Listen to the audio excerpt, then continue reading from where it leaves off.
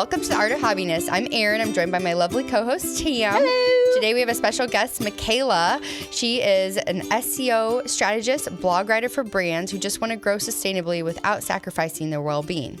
She started a business to do what she loves, writing, and she gets to help other women by taking something off their plate and give back time to women. We are so excited to welcome Mckayla of Comma Mama Co. and thehobbymom.com. Thanks for joining us today. Yes, Mckayla. We're so excited to chat with you and all the fun things it sounds like you're doing and your hobbies. So first, before we get started, would you just tell our listeners about like who you are, what you're up to? We'd love to just intro yourself. Yeah. Of course. I'm Mckayla. I am the mama behind multiple blogs. I could the amount of blogs that I've written in the past, like, you know, I made it my job too, so that helps. But I had like 4 or 5 personal blogs going on because it really is, that's my hobby too. Yeah, I love it. Writing.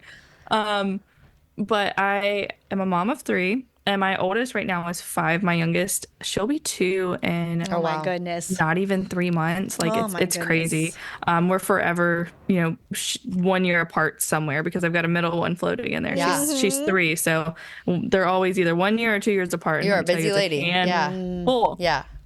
But I really enjoy hobbies in general. I am known for starting and stopping like weekly, but lately it's been crochet. That's been my thing for almost a little over a year now, because I started it last Christmas, and you know, recording this right after Christmas, so you know, it's my 1 year crochet anniversary. Wonderful. Nice. Happy anniversary. Yeah. Well, I feel like you're really fascinating. You know, you talked about how like you just started Hobbies and you're notorious for also finishing them. But what actually helped us find you is you actually, you know, you alluded to your blogs. You have a blog all about hobbies and how to start hobbies. And it's what I really liked about it is it's specifically geared towards moms. Yeah.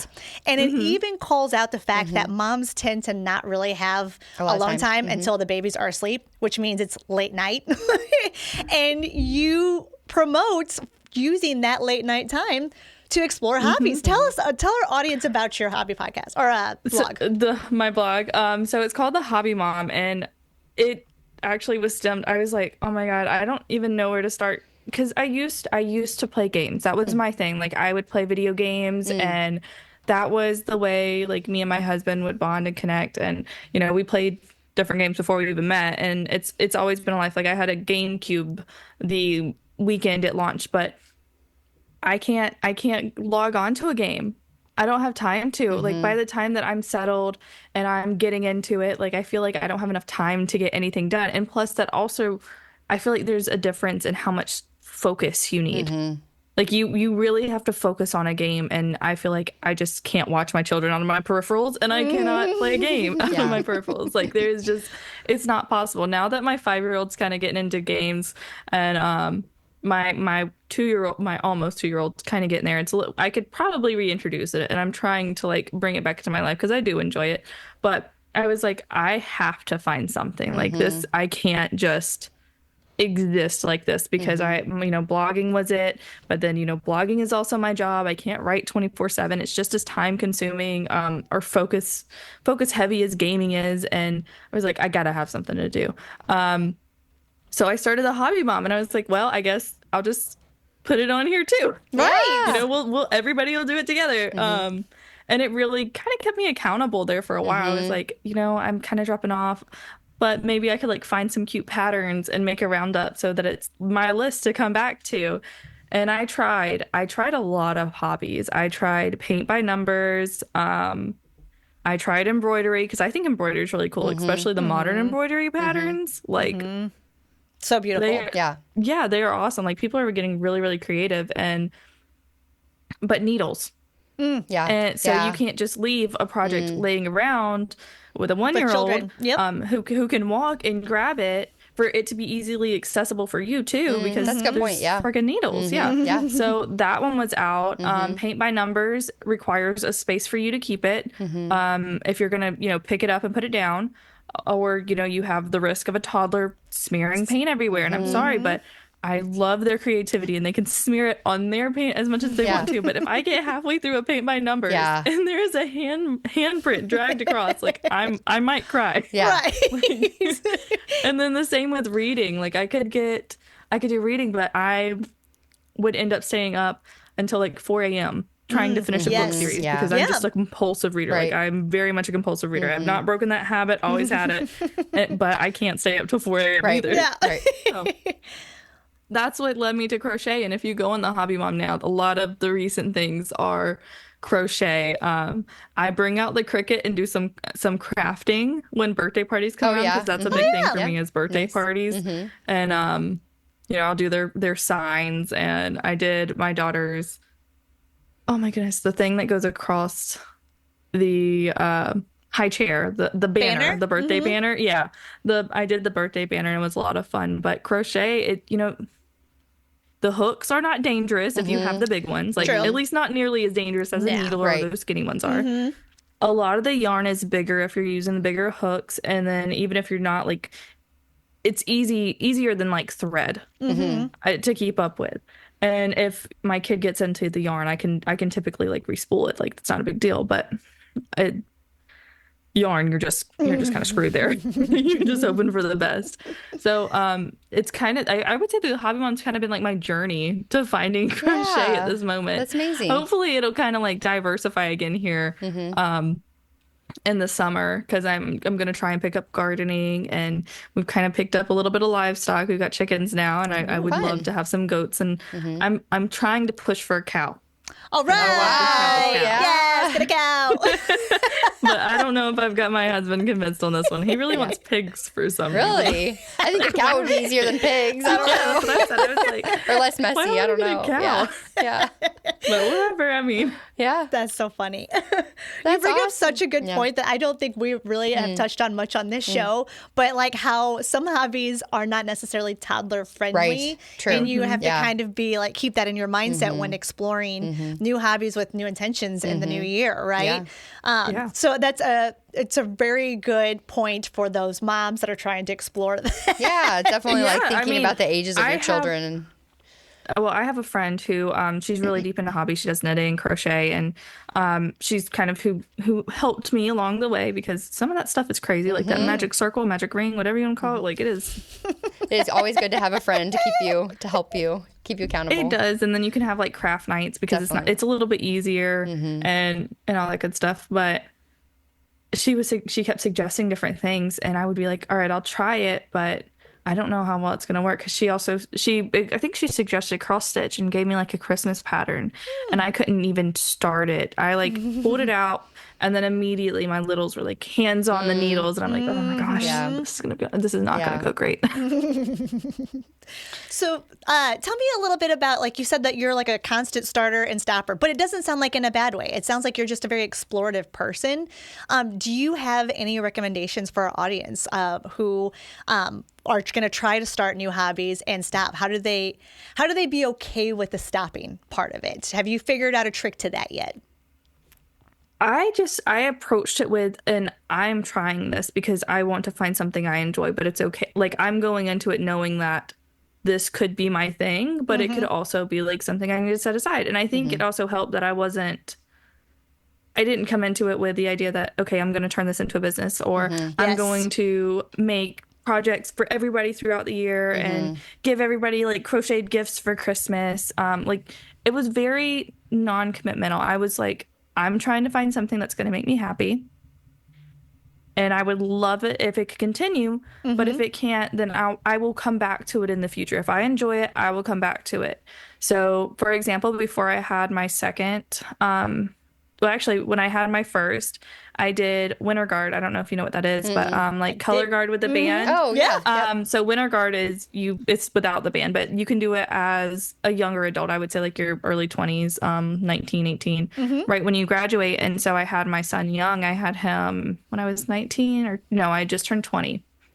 So I had him after I turned 20 and I after I had him, I joined a winter guard. It wasn't even 2 months after. And so that kept me like going after him. And I had never done winter guard. We didn't have it in our school, but it really kept me going. And I loved it. I absolutely loved it. It was a great hobby to have because you do not get paid for doing that. Yeah. It's very much a hobby. That is your free time being committed. And my husband got involved and I met great friends but it had to stop. We didn't have the money because it is expensive. You know, you have equipment you have to buy, you have the practices you got to go to. So as my son was getting bigger and he couldn't be contained on a blanket and he was running around, like we just couldn't do it. I couldn't have childcare every weekend.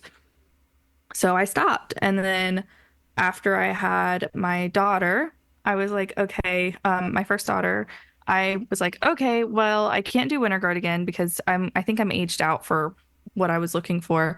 I'd have to find a new place to do it anyways. And there's no way I can commit that time now with 2 versus 1. Right.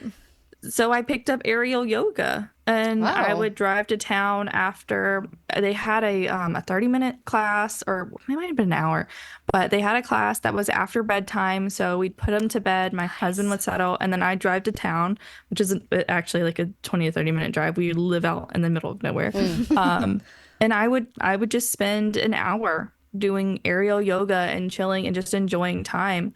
And I mean, eventually that had to stop too, because then I got pregnant with my third. And I think technically you can do it with your third one, but I had really bad preeclampsia and I just felt awful. I couldn't do anything.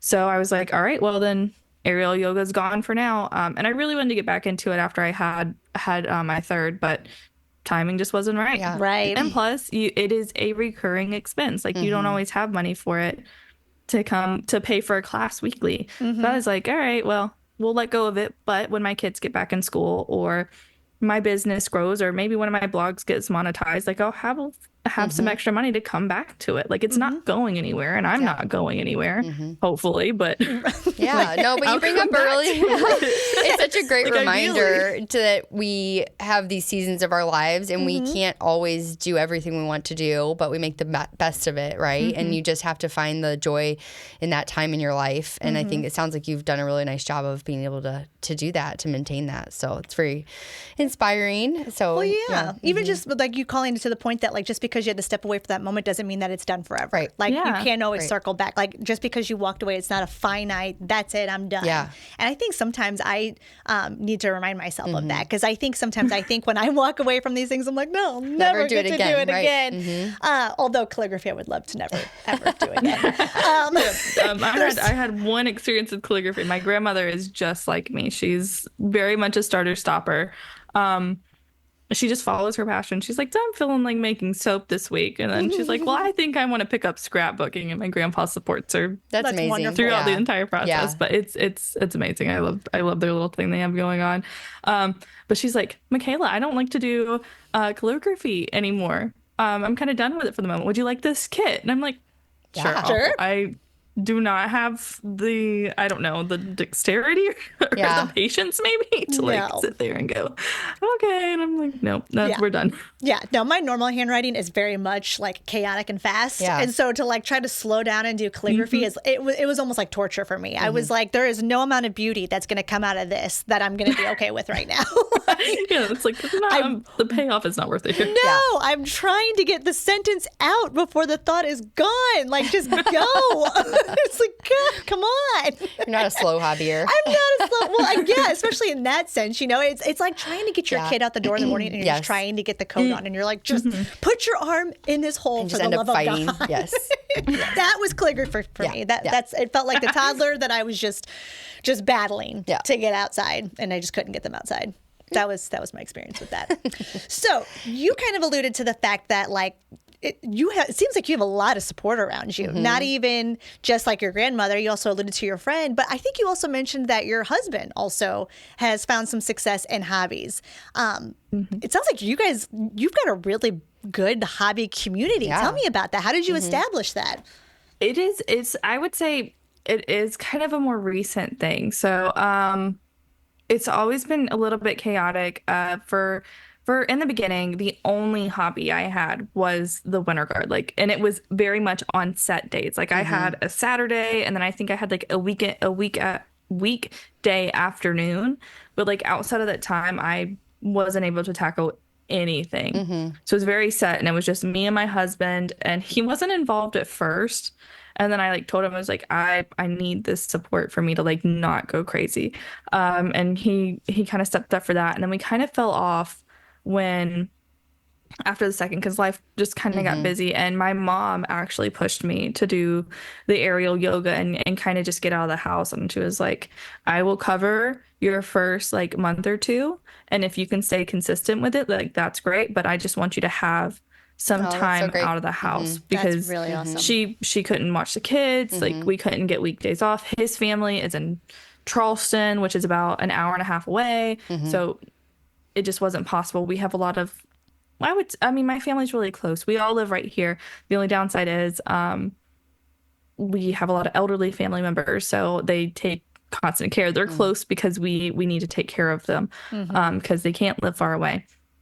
So that means there's not always a lot of, like, we get these periods where we can, have a date night every week or something, and then we have another period where someone's health isn't doing well or work is busy for somebody else, and it just gets a little bit more chaotic and we can't do anything. But I would say in these past 2 years since my third was born, it was a few months after my third was born, we went through like a really just rough period, and because he got a new job.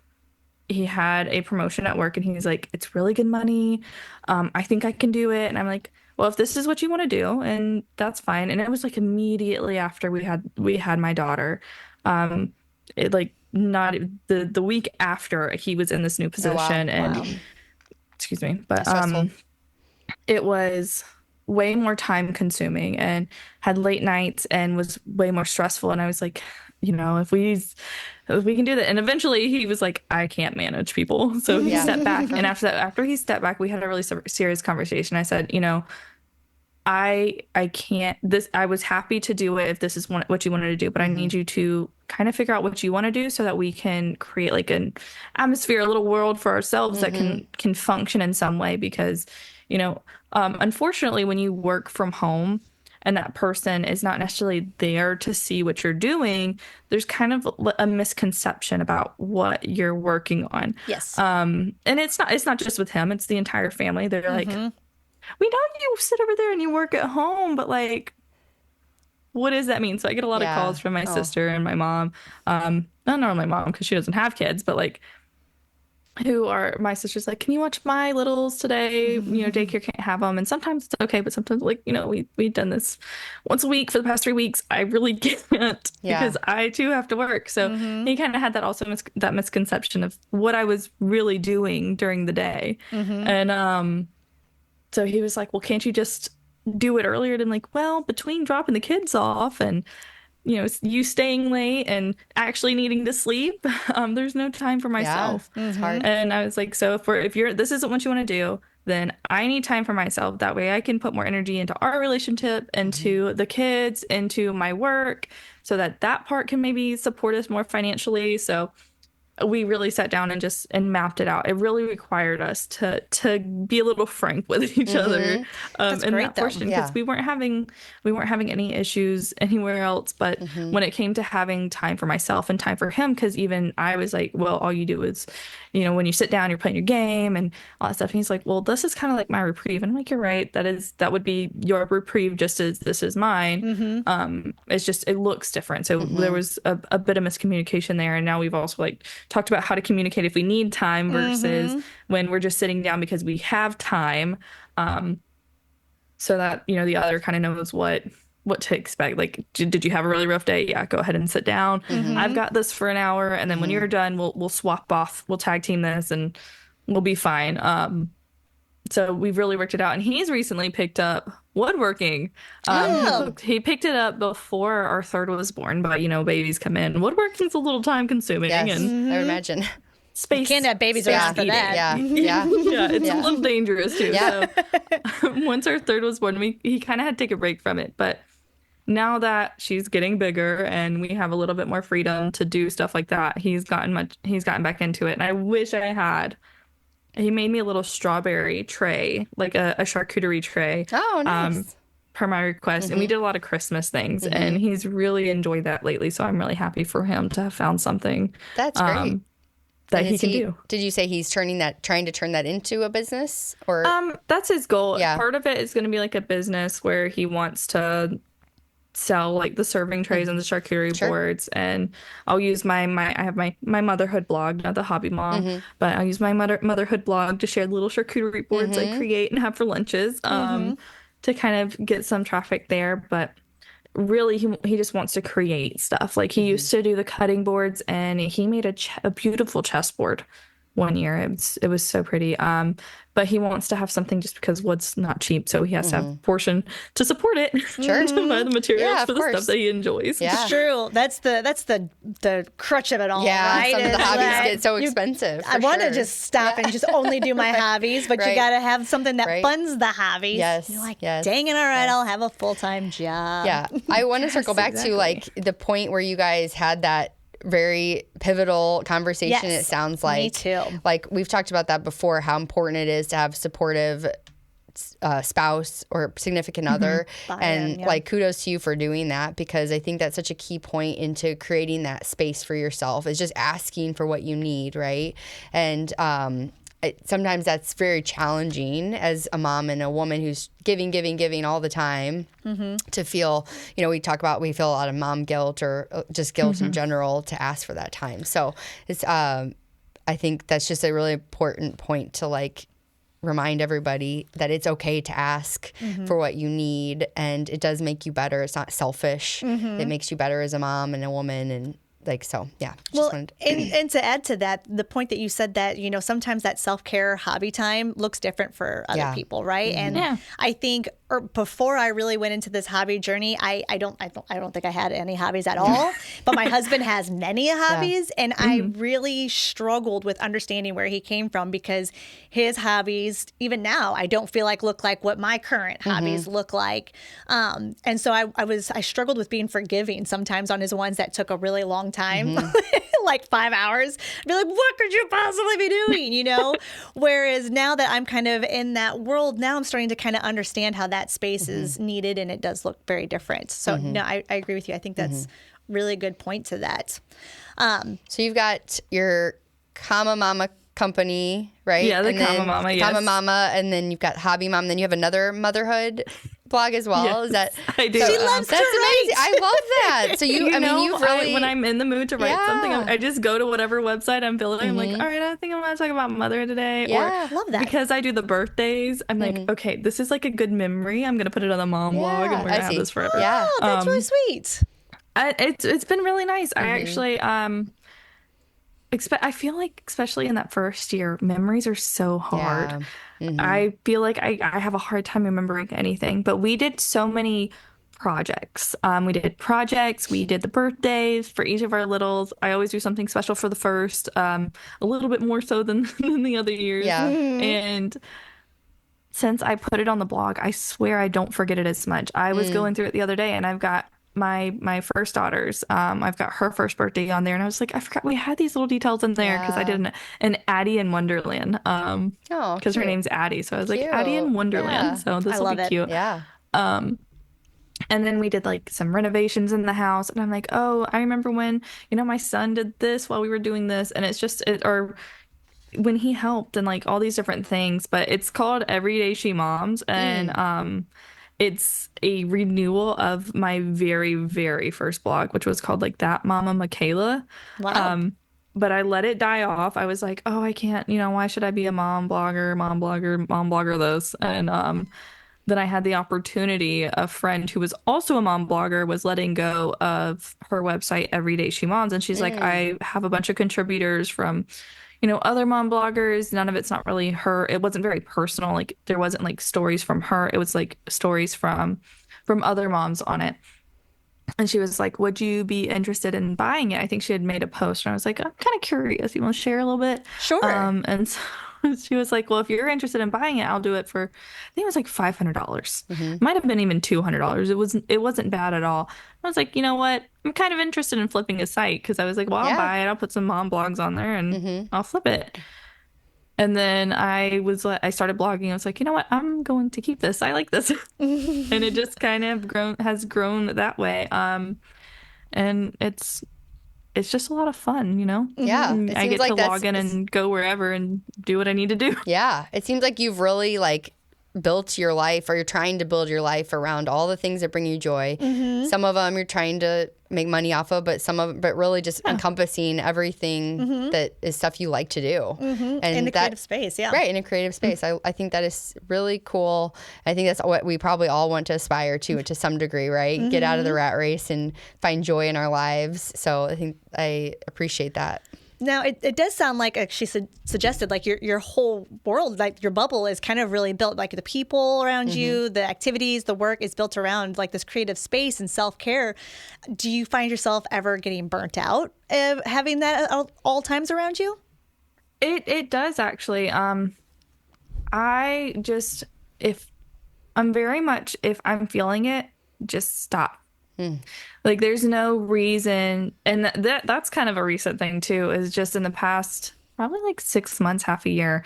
Because I was so weird to say like I gotta do this project today, or maybe I had a lot of blogs to write for clients, because I write for businesses and other blogs, so I'm always creating content. I think my highest one this year, at one point I wrote 42 blog posts in a month. Oh, wow.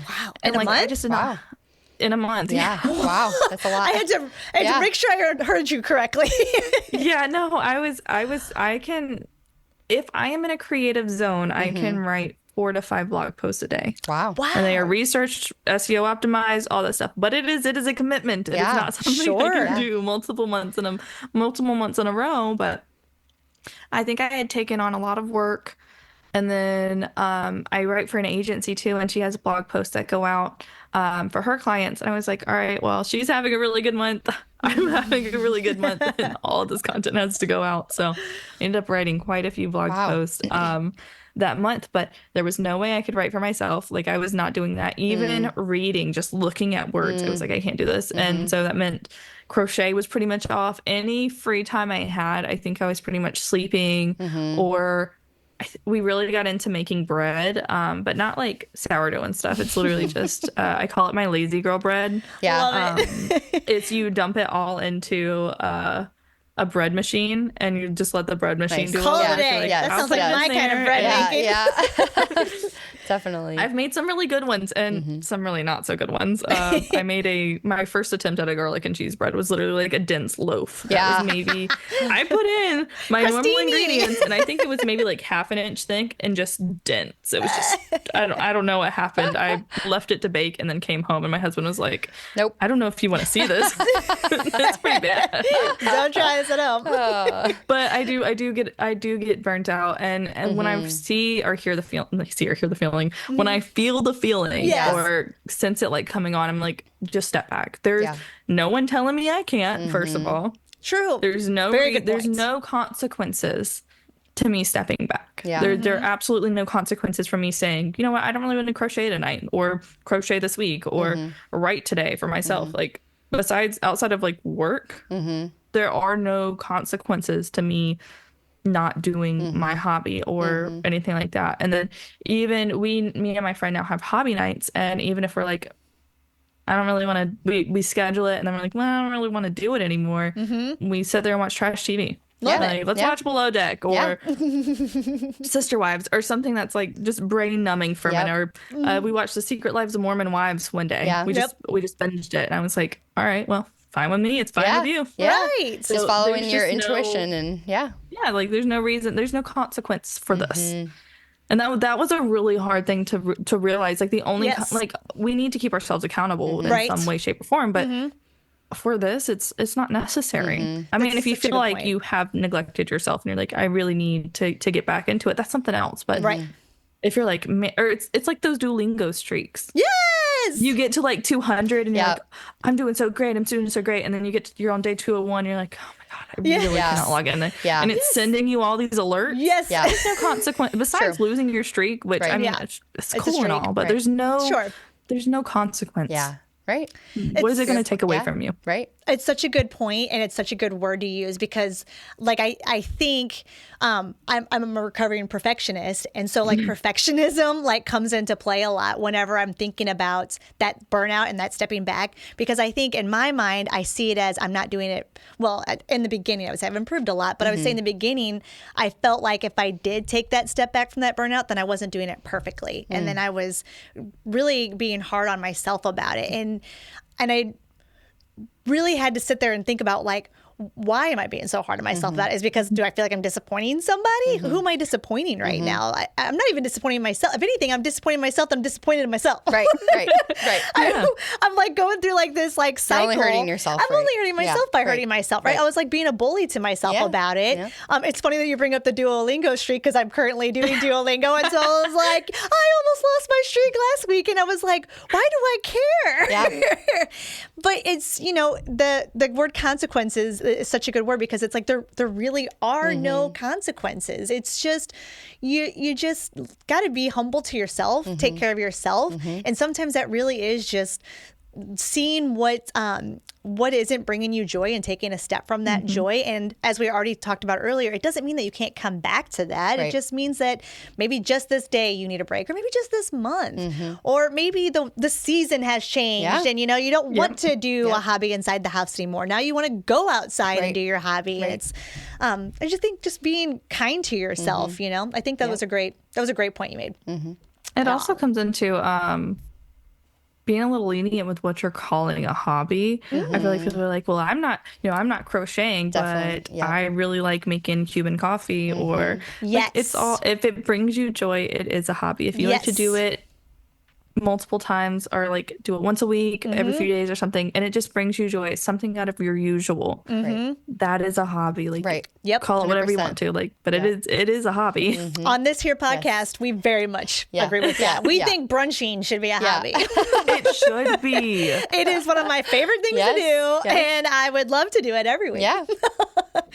But yes, I love a good brunch. That is No, but I think that's an excellent reminder to our audience, is that, yes, like, it doesn't have to be like traditional hobby in a hobby sense, which I think prior to me starting this podcast, when I was trying to find hobbies on my own, it happened it was around this time every year. It was a New Year's resolution. I was trying to think of a new hobby, and I'd go to Google and I'd Google hobbies, and it was always like the same 4 things, just because I didn't know what really to plug into Google to help Google guide me, right? I literally knew nothing about hobbies. I was just like, what would a hobby that a woman would like at this time of year?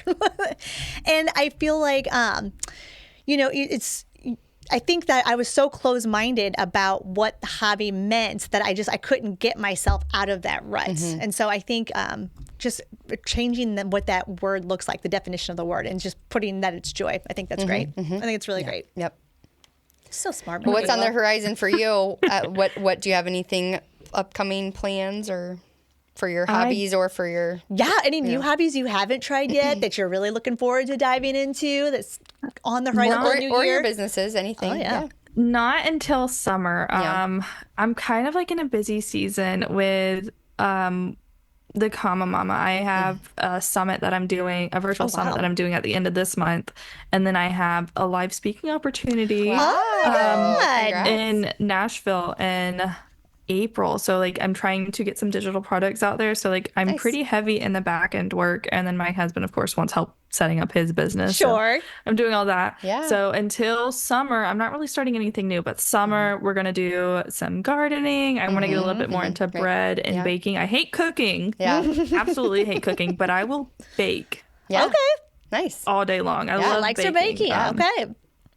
Okay. But for now, I have a stack. I don't know exactly how I managed to grab this. I know my grandmother just kind of showed up with it one day. They were we've always lived in this area, so we had an old family member pass away a few years ago, and suddenly my grandmother was like, well, you're doing crochet, would you like these? And she shows up with a box full of crochet magazines with patterns. Like they're just filled with patterns. Nice.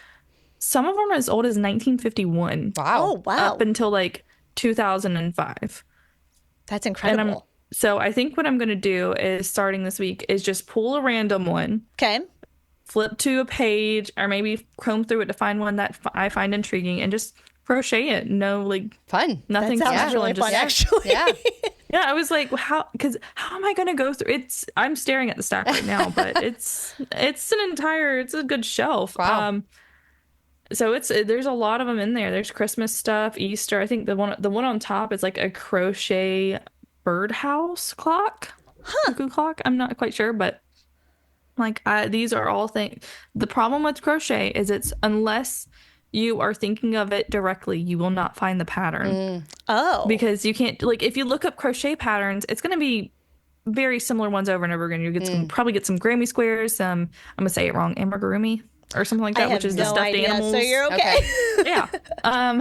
But you're going to get the same things over and over again. So I was like, how am I going to find new things besides like combing through Pinterest all day? Truly. Trying to find something. And I was like, well, this will give me new things to try. For sure. Yeah. You know, I think what I'm going to start doing on the Hobby Mom, it's not just rounding up projects I would like to do. I think I'm going to start rounding up projects that I have done. Nice. And That's great. sharing, pointing people to the patterns because, I did so many last year and I feel like I didn't show anybody. Yeah. I'm so proud of them. Oh, you should. Well, Hang that them sounds up like on a the back great wall. great direction to go since there'll be a lot of unique patterns that people probably don't have access to. So Oh, yeah. that'll be cool.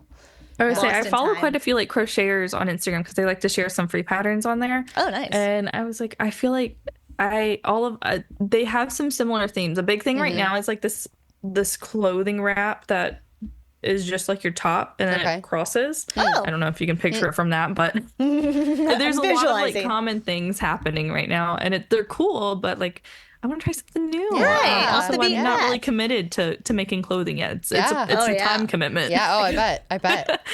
Yeah. Well, that sounds cool. You have some cool, fun plans on the horizon. Yes. Yeah. Is there any final note that you would have for any moms who feel like their only time is really after the kids go to bed, as far as how they can start exploring a hobby in that sense? I would say I would almost say three things, and let's see if I can go remember ahead. all my three things. Give me your So three the first things. thing is like stop feeling guilty about it. Yes. There are no consequences, like I said. The second one is you do not have to start with perfection. That was a big one I had to overcome because I was like, well, every hobby is going to cost so much. If you want to get yarn or you want to get the hooks or you want to get paint, any of this, like you have to have some type of kit. Yeah. Look on Amazon or look at Hobby Lobby or look at Michael's, some craft place. You can even find them at TJ Maxx sometimes, like the little craft kit, and just grab it. Like I think my first crochet kit, which I still use the hooks from because hooks can get expensive for some reason, which I guess fine, whatever. But it was like $5 or $10, and it had terrible yarn, but tons of hooks and stitch markers and all this stuff I could get started with. And that's what I did. I was like, okay, this is kind of intriguing. I like it. And then I Right. drove to a store and was like, I'll get a yarn I actually like. Yeah. Right. And then I started like a $3 new yarn and on the hooks I got for cheap on Amazon. Nice. That's awesome. Yeah. And the third one would be like, it is okay to try multiple things and not like it. You don't have to like a hobby. Yeah. It's true. If you don't like it, go to something else. Like you, Yep. And I guess number 4 is it is okay if you have the money to spend on your hobby. Like you can spend it. It is okay. I cannot tell you Yeah. how many times that I've been like, well, I'd really like to do this, but should I really get yarn? And one skinny yarn can be from like $2 to $10, $15, depending on what it is. But like, also, what if I just swap? If I'm really feeling guilty about it, normally I'll swap my coffee run for the day and be like, well, coffee's $5. The Right. skinny yarn is $5. Yeah. Like, Yeah. I'll Truly. swap it. Yep. Yep.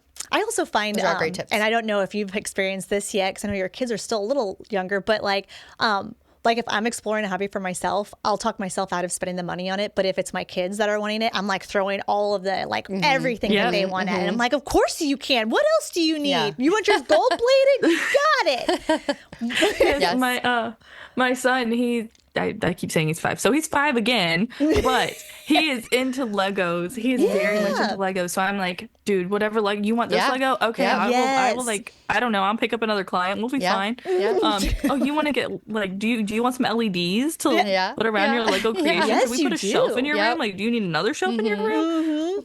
Or my daughter, she's really into dance. I'm like, all right, how many dance classes do you want to take? What do you want to do? You want to do Yeah. dance, tap, ballet? Oh, you want to do soccer too? Let's go. Whatever you need, I'm here for you, girl. Yeah. Yes. Yes. So yes, I'm like, weighing, like, I could give this. Should I get tap shoes today? Should I get another dress? Should I get him some Legos, or should I get some yarn? Like, it is very much. I can imagine it's going to get bigger, better, worse. Yeah, bigger. I was going to say bigger, but more it's going to expensive. get The worse budget will when they get bigger. Yes, especially definitely. for your hobby, your family, because it sounds like your family really embraces hobbies. So you guys are truly going to have that hobby budget. That make sure you put yourself in there. We're going to need one. We started board games over Christmas. Nice. Fun. And we were unsure. I have such a hard time with imaginative play. Like, it's so hard for me to just sit there and just do it, and it's so bad.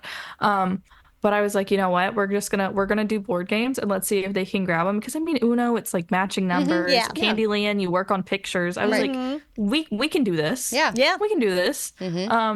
And I did, and they have loved it. So I'm like, That's all right, great. well, this will be another one. And we play Magic the Gathering too, which is a card game.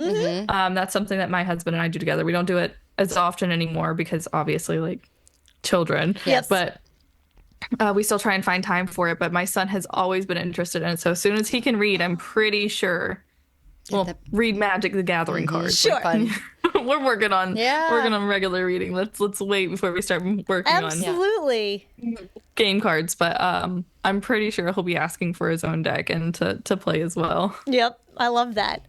Well, Mckayla, it's been so awesome having you on our show today. I feel like you had a lot of interesting insights on how to, like, explore hobbies as a mom, and you gave some great tips to our audience. Do you want to give them any locations to find you? Tell them a little bit about what you're working on. Yeah, sure. My best, if you want to find me for hobby things, it's probably thehobbymom.com. If you're curious about my blogging things, the things that I blog for other people, that's the Comma Mama. And you can find me on Threads or Instagram at commamama.co. There is blogging things here for my business, but Threads is a little unhinged, and I'm everything. Threads is unhinged. Yeah, love it. I love it. Well, thank you again so much for joining us. It has been an absolute pleasure to have you, Mckayla. Of course, it was so fun to be here. Yeah, thanks. Yeah, awesome. Well, we can look forward to continuing to connect with you online and see where things go for you. Yep. Sounds good. Bye, Mckayla. All right, bye.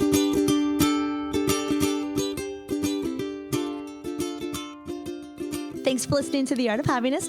Be sure to leave a review and rating. And for a little extra Erin and Tam fun, be sure to follow us on Instagram and Pinterest for behind-the-scenes footage of our journey to find happiness.